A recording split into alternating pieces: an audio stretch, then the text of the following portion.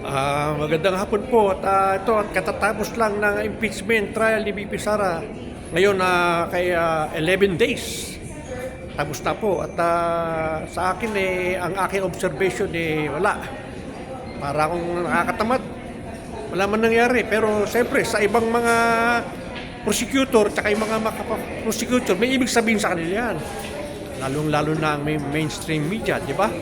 Pero ibig sabihin sa kanila kasi binibigyan lang nila, ang totoo niyan, binibigyan lang nila ng kulay. Yan, ang box, inalas, nagkataranta yung mga media at inano yung mga box. Palpasin mo natin, okay, yung mga box ng confidential fund. O sige, ngayon nag-ano ngayon to, tungkol ba yun, ng Senate, may press conference sila. So, ngayon nandito yung pasensya na kayo, medyo kasi medyo madaan. Tungkol naman sa mga nangyari kanina, siyempre tinatanong lang naman yung yung kung ano ba nalalaman mo sa, kasi yung ang witness si Roderick Wamil. Yan, Roderick Wamil.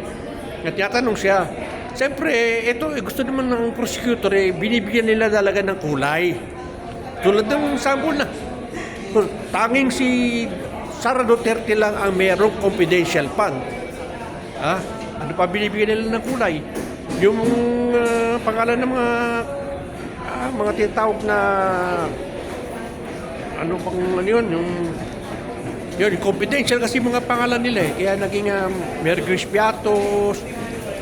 Ngayon binibigyan ng diin, hindi pa na ako nahalata ko, nadakaw ako, bawal sana yan.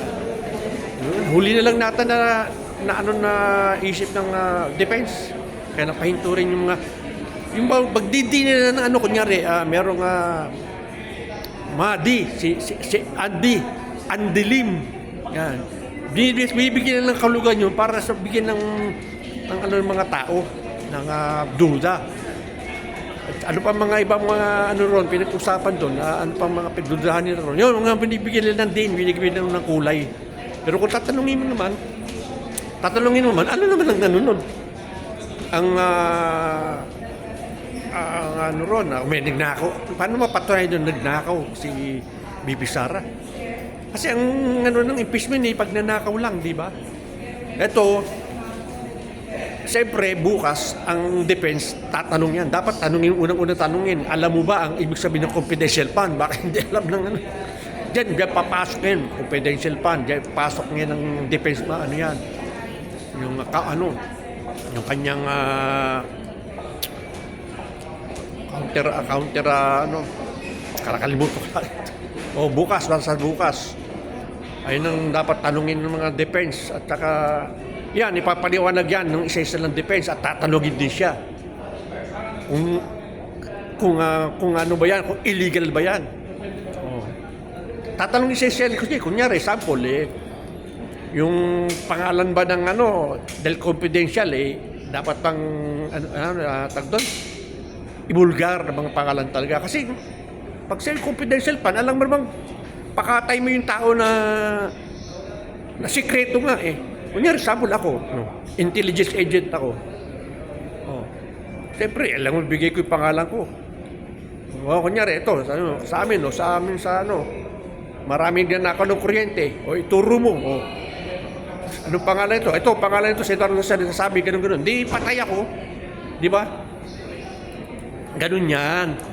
At saka yung sa patutunayan din yan bukas, tatanungin bakit pa yung tinatawag dito siya lang ang may kasi si Sara Duterte lang ang may confidential fund.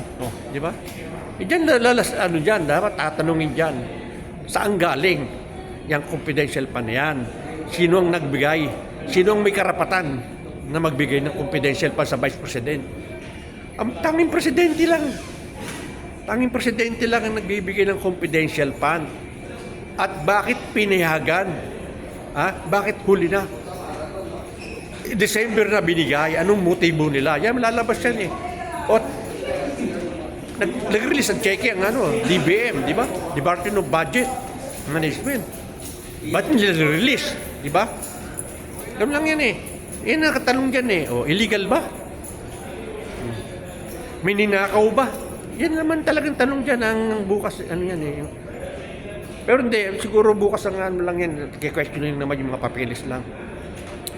Tamang kinakalata sa defense, hindi hindi nag-object. Hindi nag-object kasi kung ano, normal naman, wala namang iba pa silang nakikita eh. Inabangan dyan, yung merong foul eh. Mga resibo, mga totoo naman yun eh. Yung tanong, yung mga pangalan, mga aliases, binibigyan nila ng kulay. Nagkakaalaman bukas. Kung baka mahaba-haba pa itong bukas yan eh. Bukas, babalik ako rito. So, ngayon hanggang dito lang muna ang ang update ko at makikinig muna ako ng press conference dito ng defense at saka ng Senate